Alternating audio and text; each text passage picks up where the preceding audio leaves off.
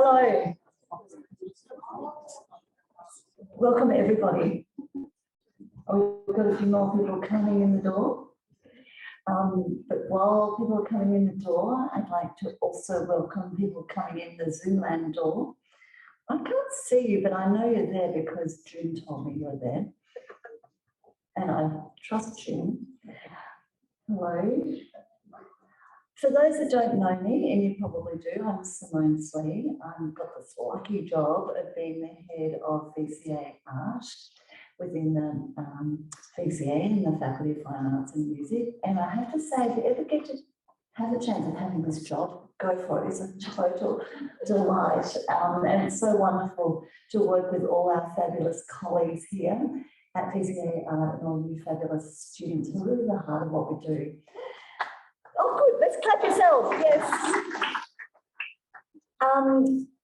So I'd like to acknowledge, as we always do, the really great privilege it is to be working on the lands of the Bunurong people, of the Eloquently clan, and to really, I know all of you will join me in acknowledging them and thanking those people that for over 60,000 years have practiced art and lived their lives and cared for country and the waterways and their children all through that time, and they continue to do so. So a really heartfelt thanks to your gratitude for also having us as guests on your country. So I'd like to pay my respects to all the ancestors that have gone through the past 60,000 years, the current elders that are working with us now, and also for future leaders in your community, and to also really extend a very warm welcome to all our First Nations colleagues in the room, and I'm about to introduce one of our fabulous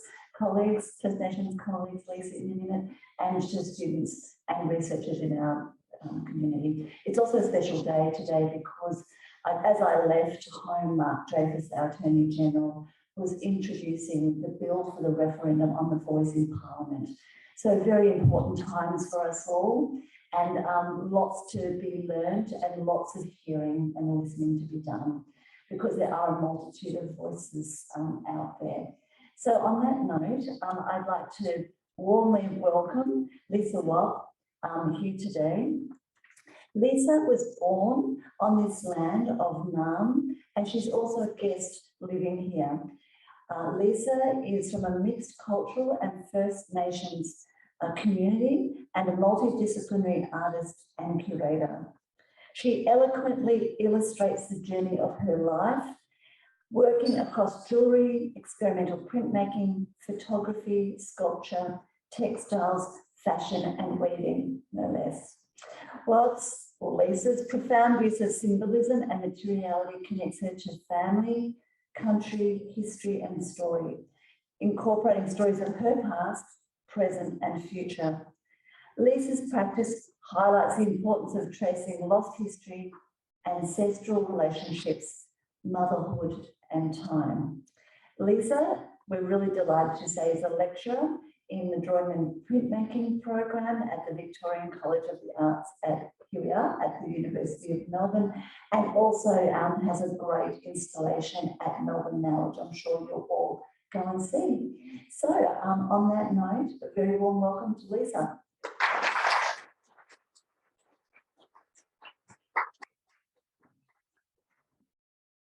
We're hitting the AV button now. Thank you so much for that warm welcome. Can you all hear me okay? Yeah? Okay. Before I begin, I too would like to respectfully acknowledge the lands on which we gathered on today, the lands of the Bunurong and the Bunurong peoples. I'd also like to extend this to the Wurundjeri and the Woiwurrung peoples and those of the Great Kulin Nation, to their ancestors, elders, past, present and yet to emerge, to acknowledge the innate connection they have had and continue to have with country, the waterways and all living creatures, which extends back tens of thousands of years. A connection that will never be broken. I would also like to acknowledge any First Nations that are here with us today. And last but definitely not least by any means, a warm welcome to you all, and thank you for coming to Art Forum today. I'm going to go backwards before I can go forwards.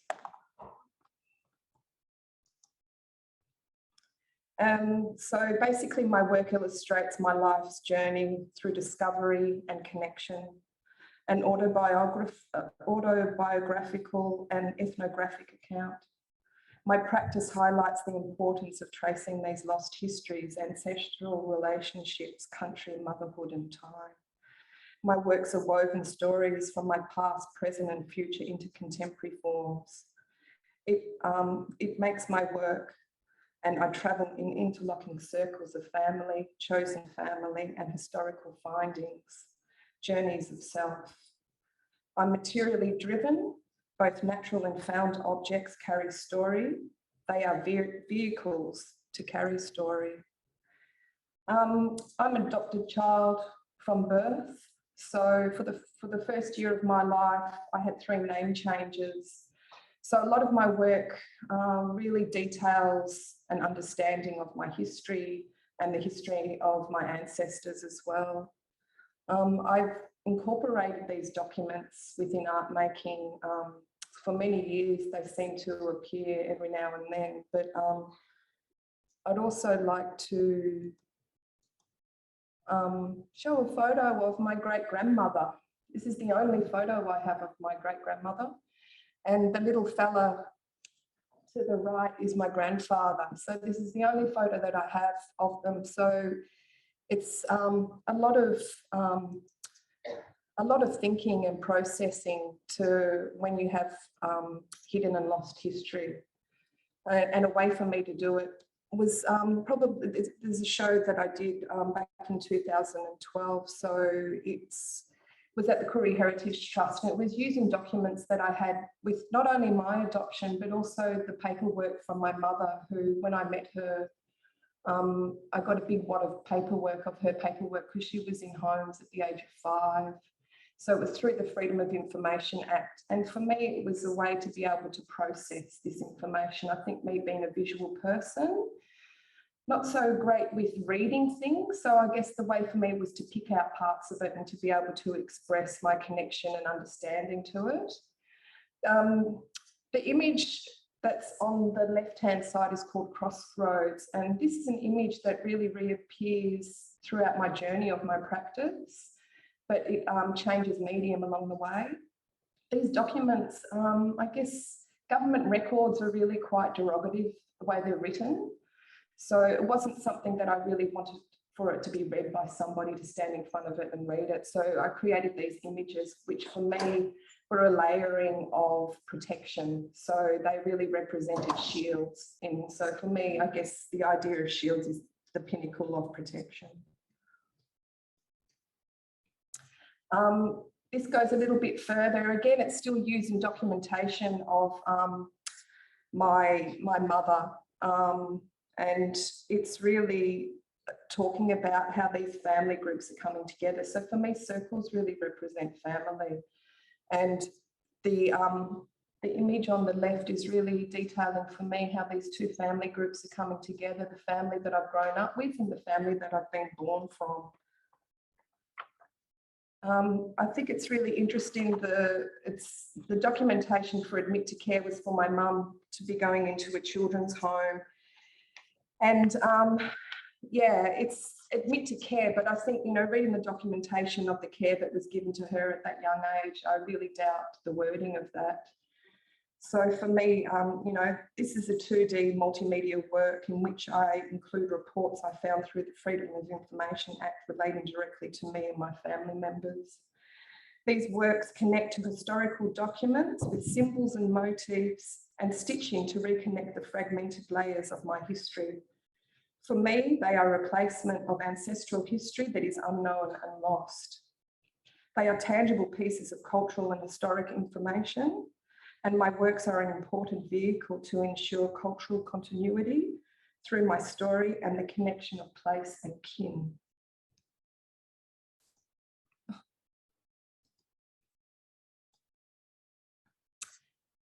These are of my adoption records. So again, you know, it's something that you could kind of look in front of, but not really quite read. I've stitched in blood red stitching some of the words that really popped out to me. You know, some of the detail in the left-hand side image, it's talking about detail of myself as a 2-month-old baby, you know, that I had this protruding upper lip, a bruise-like mark on my left buttock, indicating dark blood. Yeah, looks as if has Aboriginal ancestry, detailing my colouring, and as a 2-month-old baby. So for me, it was a processing of this information, and it's a triptych, so it has this stitch, which you probably can't see so well there, but this stitching that connects all of them together.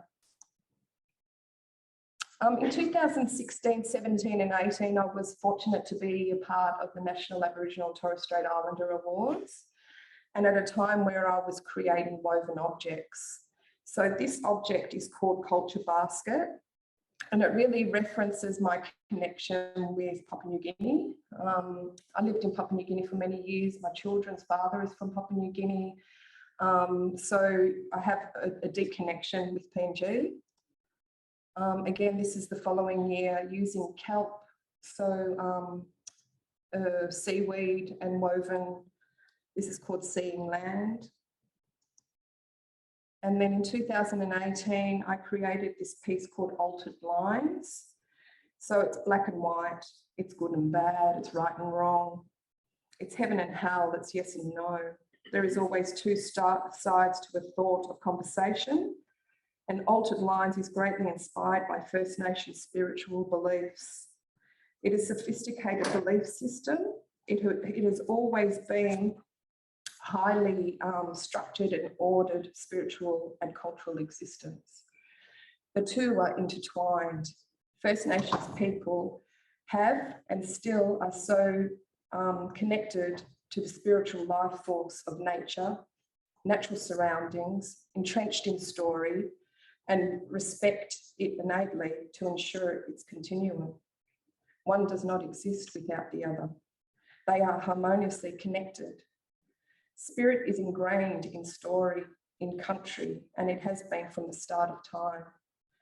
Christian missionaries first established a presence in Aboriginal communities in 1821.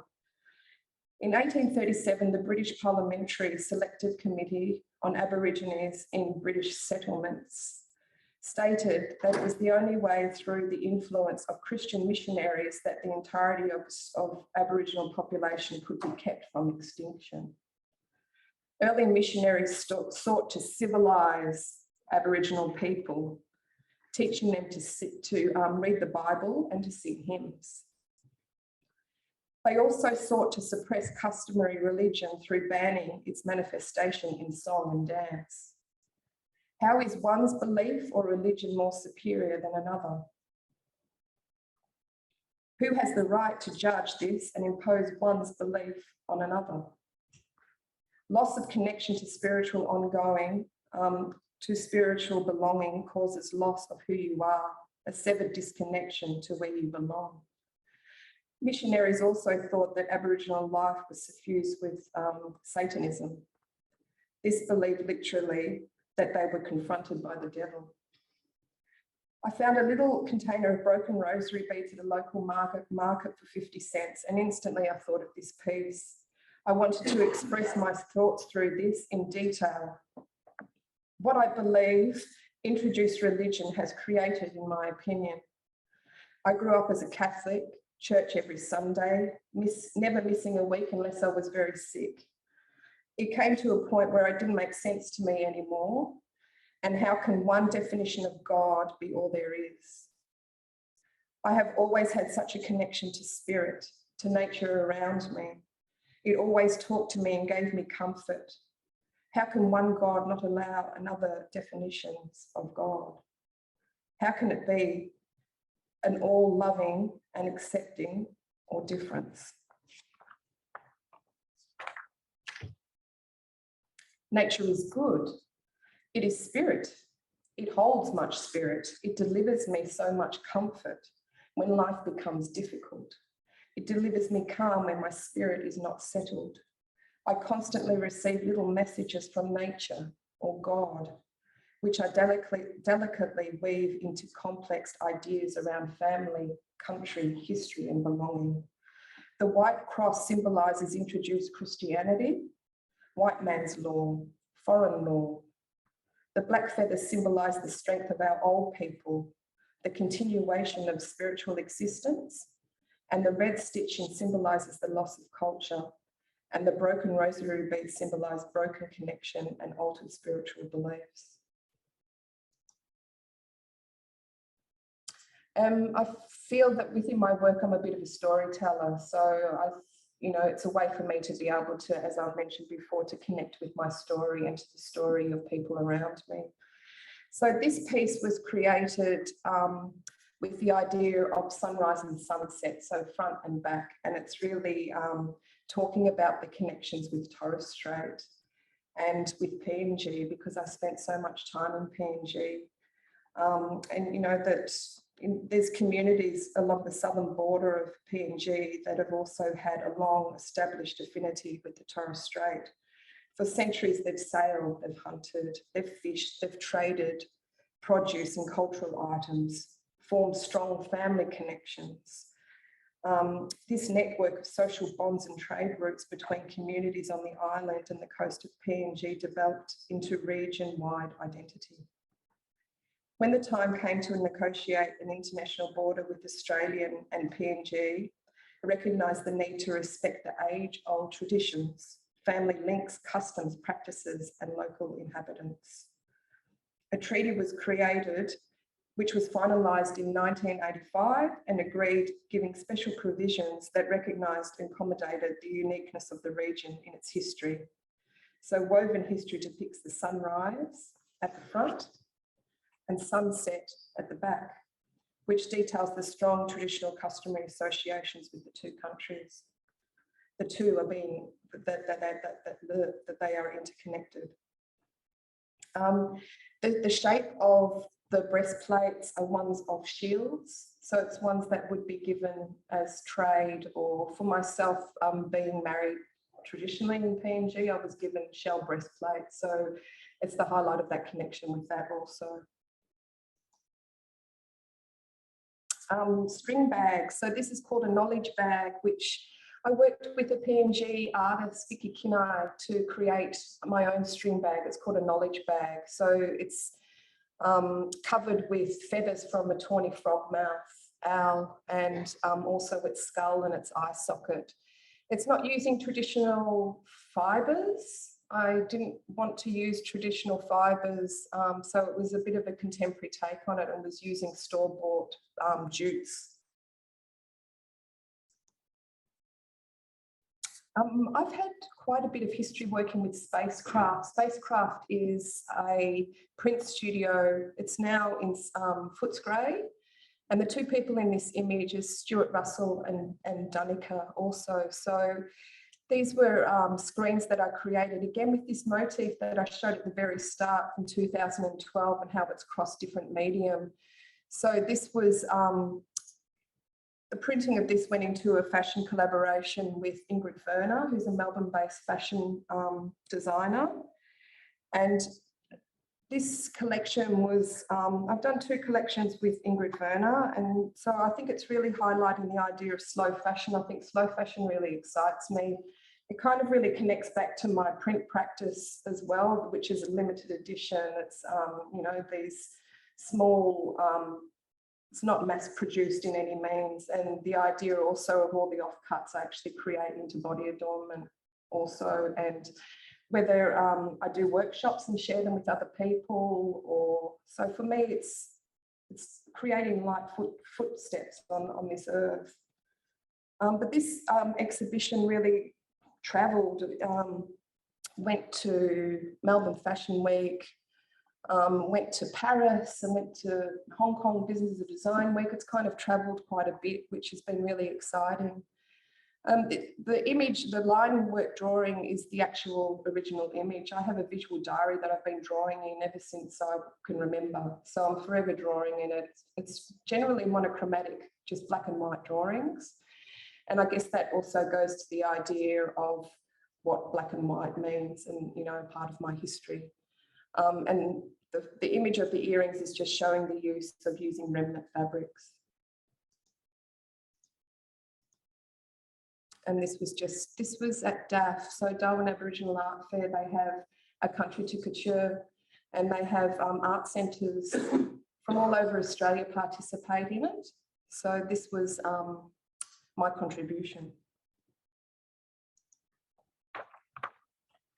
Again, it's showing that same image. I really wanted to show you how one image can cross different mediums.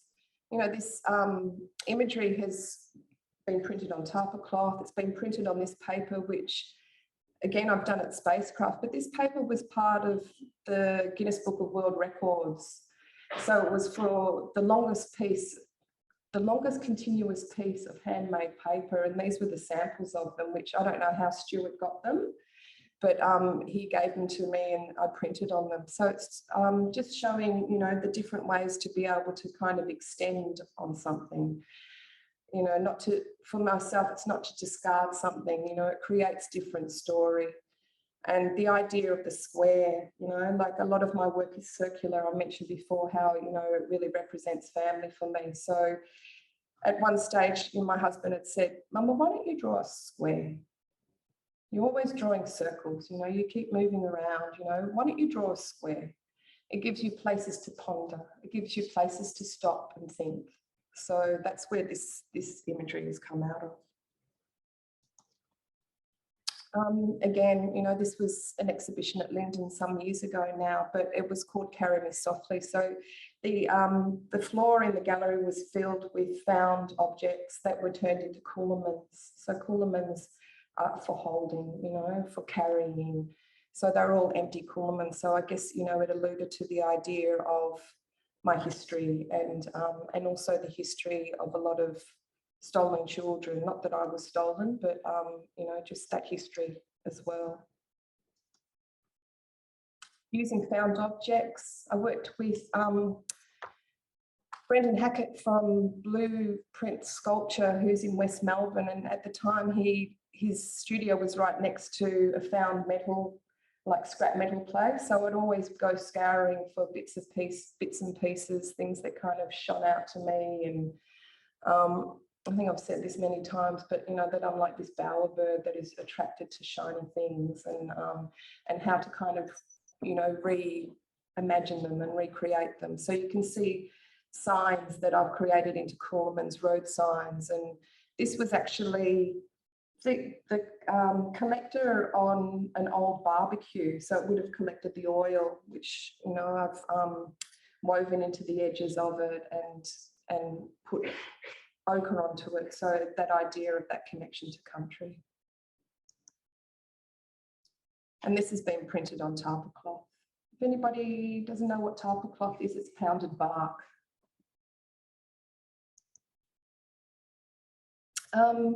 I have a great passion for body adornment and jewellery. So it's something that I have been doing for a very long time.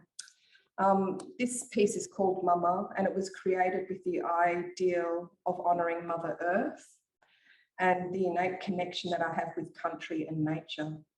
It details the fragility of her and how she mourns to be loved, respected and taken care of.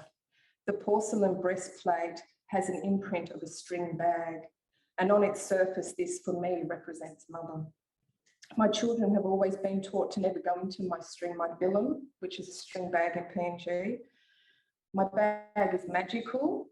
It holds an element of surprise, as well as having items that are needed and always magically seem to appear. Once you know what's inside something, the preciousness of that dullens and the power from within weakens. The shape of the string bag is representative of a womb. My babies were carried in string bags and they slept in string bags, and they were hung from the trees to capture the cool breeze in a hot tropical climate. They nurtured my children, and they still do to this day. The brilliant white porcelain represents white ochre, which is used as a symbol of mourning. The ochre covers the mourner's body, denoting the element of pain from within, the sense of loss and the near visible appearance of the mourner. The seed necklace is made from job seeds or jobs tears, which is also an important symbol of mourning with PNG. The colour of the woven motif is in white, again reflecting the ochre in the mourning symbology. The black and white feathers in the central area represent the positive and the negative aspects of life and the choices we have on our own power, the choices we have in our own power to make. The circular design represents family and the connections held and cared for. It symbols the ideas that life is never ending and that we are all connected, especially to Mother Earth. The design painted skulls and bones represent the loss of animals over time due to ecological concerns that not only affect the land, but also the waterways, and in time will affect every living creature relying on Mother Earth for this protection. Yet it is us that need to protect her in order for her to protect us.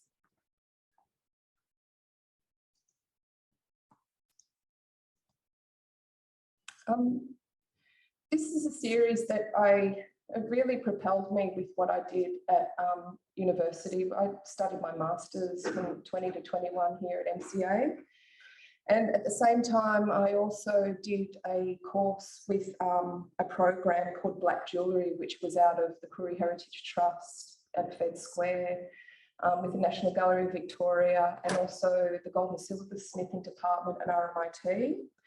So my medium was using reflective road signs, which I had created with my own text on them. The idea of this work, again, was to create no waste. So you can see that there's a bracelet on the right-hand side, which is a neck piece has been cut out from it. And then within the middle of the neck piece, a pair of earrings. So there's no waste. This series is called Our Way, which is an ongoing series of work that spans various medium to explore the power and the peril of the directional sign, its ability to control, repress, disorientate First Nations people on their own land. By altering the text and changing the symbology of existing signage, such as a stop sign, a give way sign, or a directional sign, these works talk about being controlled and corralled and shut out. The presence of these signs on country is a violent reminder of colonisation. Their metallic reflective quality is a vital element in the work, as it is simultaneously mesmerising and obliterating. Directional signs illuminate when you shine light on them, and they offer a reciprocal gaze. You can see them and they can see you. Conceptually, the industrial material becomes a way of reflecting on the historical and ongoing injustices opposed on First Nations people via directional and domineering language. Historically, signs have been used throughout Australian colonial history, appearing in English and using Western symbols. This signage was frightening and foreign and misleading to First Nations people who found the information illegible. How can you follow a sign that has no meaning to you? And also, why would you follow a sign made by a violent invader directing you on your own country? This problematic signage has inspired me to disrupt and to undo and to fracture these symbolic objects and their original ambitions, to decolonise the power of these objects and the space in which they have been placed since invasion. These signs direct back to a time where First Nations people in Australia had their own highly organised systems, roads, ways of belonging, culture, agriculture, spirituality, community, health, social roles, language, country, and law.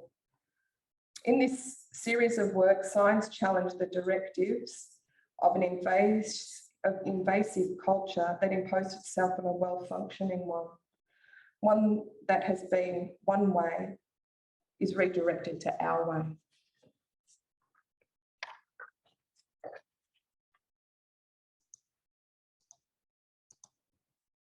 This was part of my grad show at the time was Margaret Lawrence Gallery, Sydney Maya gallery now. And this was, this was at a time when we had COVID. I know it's the big C word that we don't like to talk about anymore, but it really kind of, we didn't have a lot of time in studio space and to get into the workshop. So I think we were given 2 days. So I was there basically 9 hours a day, just printing out this dry point. It's one plate, which I have rescribed over and over and over again with the word lost, 1 letter at a time, and then added to it each time. So I guess that really highlights the idea of lost information or lost history with myself and my family. It got to a point just before it became a blackened void where the loss basically became lost. But prior to that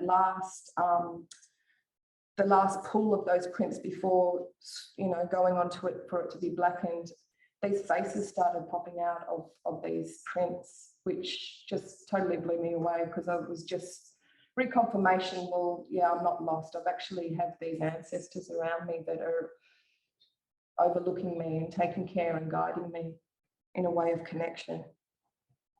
So each one of these is completely different. They're not the same. There is 60 elements to this body of work, and there's also hand-rolled string with feather flowers on it within the voids. So the void, it's basically giving space. They're like these windows to country, or these windows of connection to country. And this was in the making of creating these screens with spacecraft. The idea of this work, which also was a part of what I was doing for my grad show, it kind of happened in a really serendipitous way, because I'd been asked to do a project at the Mornington Peninsula Regional Gallery at the same time. So I was able to kind of envision this printing process, which expanded with what I was doing at uni, and creating my own directional signs. So creating my own language, my own, I guess the idea for it's a reclamation for me, it's a coming back. This was part of the exhibition for my grad show.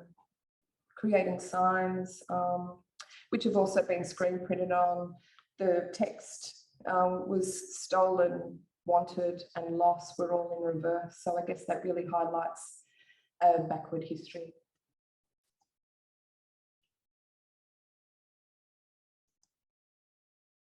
And this was the work that I did for the Mornington Peninsula Regional Gallery. Again, just showing how one image is kind of crossing different realms.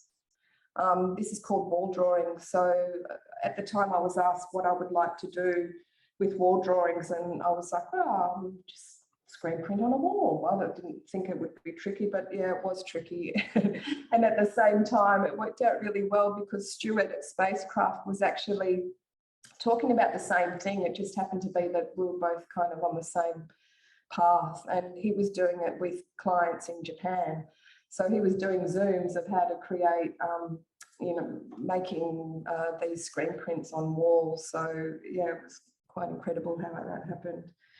But yeah, this is the installation work of wall drawings. And I guess it composed of a large-scale screen print of a fractured and reassembled reinterpretation of a road sign that protruded from the wall and into the gallery space. The once stagnant Western symbol has been recreated into an immersive experience for the viewer that encourages a new direction, one which moves backward to family, to culture, and to country, and forward into the future. Here, a symbol of oppression and restriction takes a positive redirection to liberation. And these are just some of the workings out of how to do it. The screen, that's one screen, there was 4 of them. So it was quite a feat to kind of get these massive screens onto a wall, and then for Stuart to take them back to Footscray. This is in Mornington on the peninsula. Having them wrapped up, couldn't be washed there, so they all had to be wrapped up and quickly taken back to the studio to wash. And from that series, then it created this billboard. This was a part of Nets Victoria, which was an incredible experience. Also, Stephen Rao did a billboard, and also Amarita Hepi So I guess the idea of this was taking the gallery onto the streets for people that don't normally go to galleries. This was in a very industrial area, very unassuming. It was in Hastings, so you could probably go past it and, you know, not realise what it was for. But I guess it's the idea of bringing something out that's not normally in that space. Again, you know, similar imagery, but also then printing on kelp, which then I created sculptures from. And the kelp that's wrapped around these, they're almost like bark, ceramic. They've been embossed with symbols and motifs of mine. And then the kelp is wrapping it. So this is actually a ghost print. So I've printed on the kelp and then printed on the canvas. So it has the showing of the kelp. There's parts of it that are there and parts that are not. And these were the creations. You can see that it's got the screen printing on the kelp. I'm almost done. Yeah. So I just wanted to show these three works. So following home, seeing land and looking through time. They're all woven objects using natural elements. But for me, it was the colours. So I was talking about the blues and the greens and the browns. The blues representing salt water and the greens representing ancient forests, kelp forests, and the browns are the muddy banks and the fresh water, and how this has kind of been able to move then into a reinterpretation on paper and print. And then from there, these have come on to paragliding wings. So this was a part of a project called Front Beach, Back Beach, which is it was this year. And these are the images on my wings. So there was a tandem wing, which is the blue one, and 2 single wings. And it was flown it was a month process for this exhibition, but we got the last weekend in. Not only because these wings were printed in Paris and then sewn in Poland and then went to Sydney and then came back to Melbourne, like they did this round trip, but also because they're dependent on the weather and there wasn't the correct wind for it, so they didn't fly, they didn't have much flight time. But I thought I'd just show you this. So this was at Portsea. It's still amazing me every time I see it. It's just like these birds that are kind of following and yeah. And I actually got up in the tandem wing. I don't know if that's me in there, but yeah, you just kind of run off a cliff and hope that you don't plummet.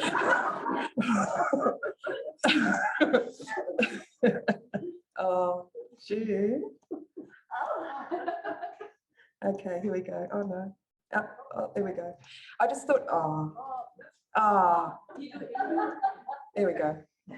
I thought I'd finish with this since Melbourne Now is something that's on at the moment, and just showing how those first jewellery pieces or body adornment that I created for Our Way has now kind of progressed into hidden intersections. So it's still talking about very similar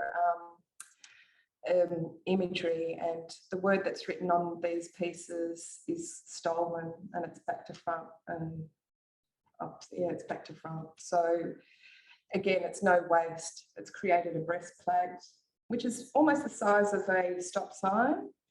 And then within the breastplate, there's the neck piece, and within the neck piece is the bracelet, and within the bracelet, there's a pair of earrings. So this is on at the moment. Melbourne Now's just opened last week. Please go, if you haven't seen Melbourne Now, please go and see it. It's just an incredible yeah, experience. I still have to go back and check it out, but yeah, well worth a look. But thank you so much. Thank you for listening. And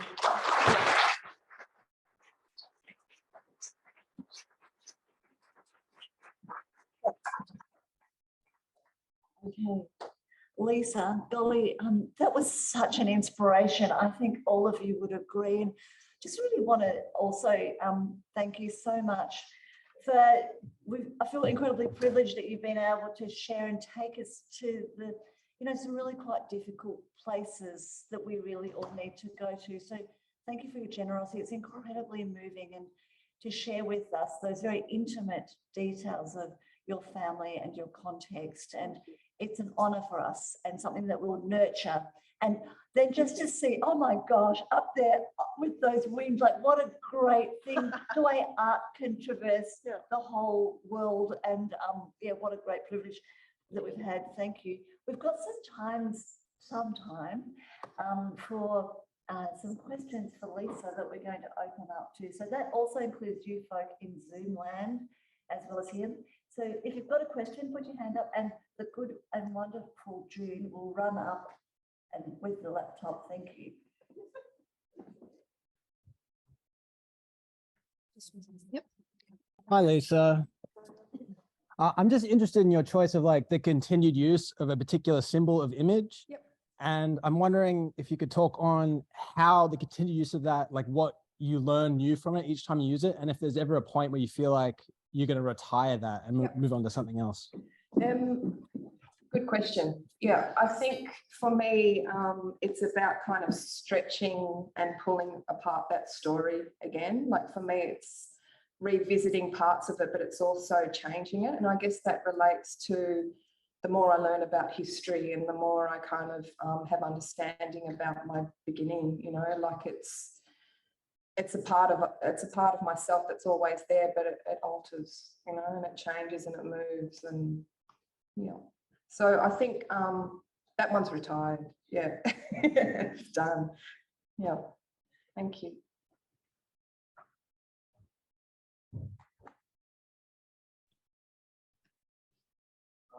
I'm just very interested because from the Peninsula, so you seem to have done a lot of stuff there. Yep. When you are putting your works in a particular place, do you often, like you seem to have a very strong connection and interest in the place. Mm-hmm. Do you modify, or how does that alter the process of making your works if you know that they're going to be exhibited in the area? I find myself going into places like for the front beach, back beach. It was about sitting in that space. There was two kind of options for that project. One was going to be sails, and the other was going to be paragliding. So I was fortunate that I knew people in both of those worlds. And then I guess having the curators, I worked with Danny Lacey, who's the creative director at Mornington Peninsula Regional Gallery, and also Professor David Cross. So we kind of immersed ourselves into that space. I've had a lot to do with the peninsula. I worked on the peninsula for 12 years at an Aboriginal art centre there. So, and we also had holiday place there, you know, so I have a deep connection to that space. And I think also the collection of kelp is from down that way as well. So yeah, I think it's in, you know, pulling all these elements of strength from that connection. Yeah. Any more questions? Anyone in? Oh, Kate. Go, June.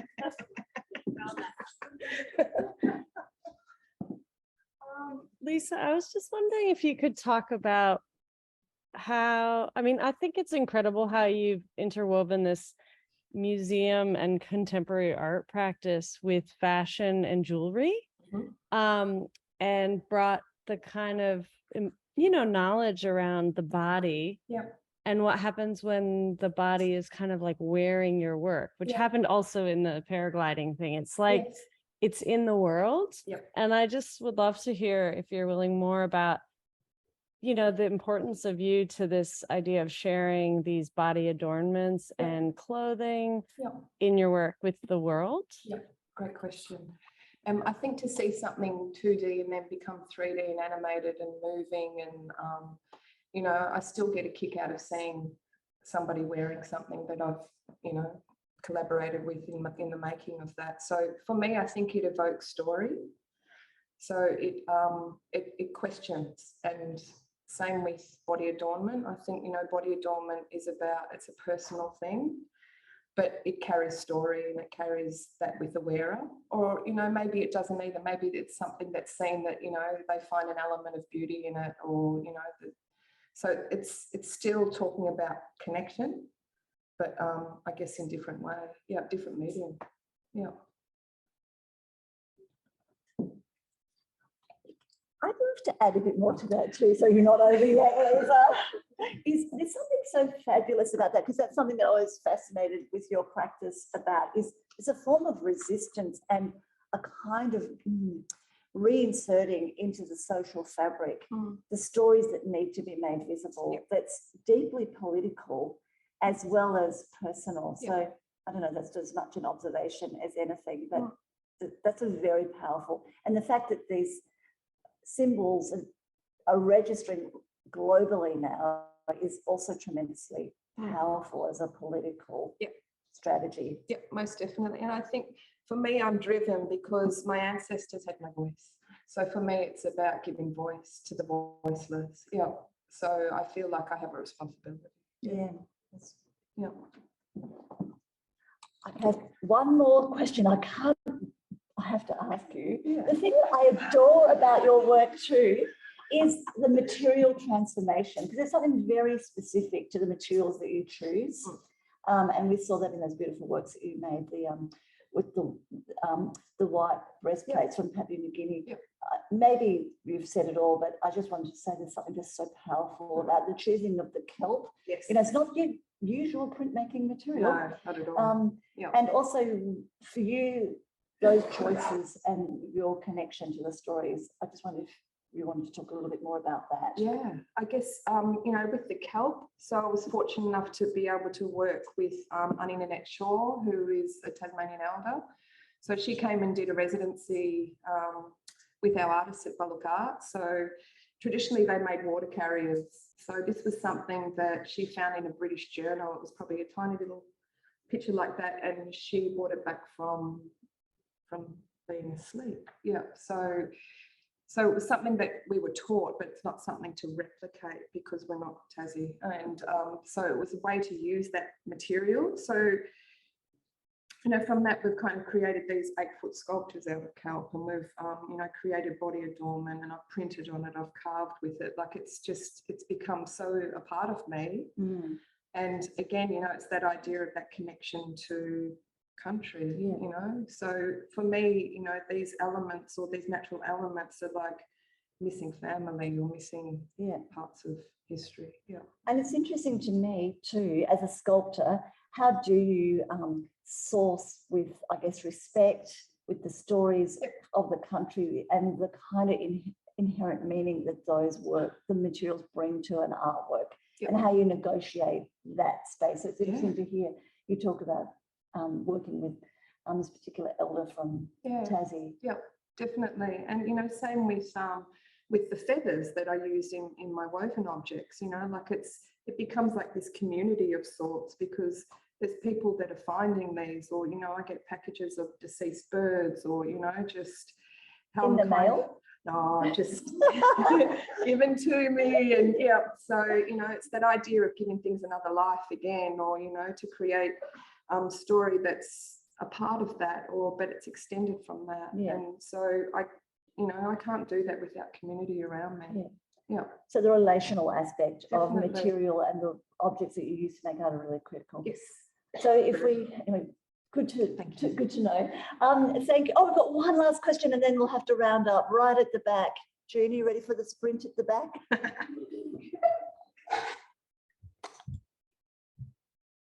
And that will be our last question. I guess I just wanted to ask about, because I know at the start of your presentation, your adoption documentation, and I just wanted to ask, I guess, and also I'm just wondering, it kind of seems like you've, I guess, responded to these documents and kind of, I guess, like exploring and discovering a sense of self in and kind of expressing that through your art practice. I guess I'm just quite interested, what made you, I guess because you drew on documents and I guess I just want to know more about that kind of process and how you kind of came to that point of, I guess, marking these papers. Yeah. I think for myself, I think I mentioned like it's a bit of a way for me to process that information. And I guess somebody that's adopted this information is mine, you know, that belongs to me. So I think it's a huge part of that process that, you know, there's this information that is about my history, you know, so I'm always in search of history. So I think for myself and the starting of that, it was like, I've got to go backwards before I can go forwards. I need to have understanding of you know, part of it, not who I am, part of who I am, to be able to kind of continue and to be able to, you know, go down different roads and different paths and journeys and, you know, how it connects. But that's like the start of it. Yeah. Yeah. Great. That answered your question, Maddie. Yeah. Thank you so much, Lisa, and thank you for all the fabulous questions out there. Can we all give Lisa a great round of applause?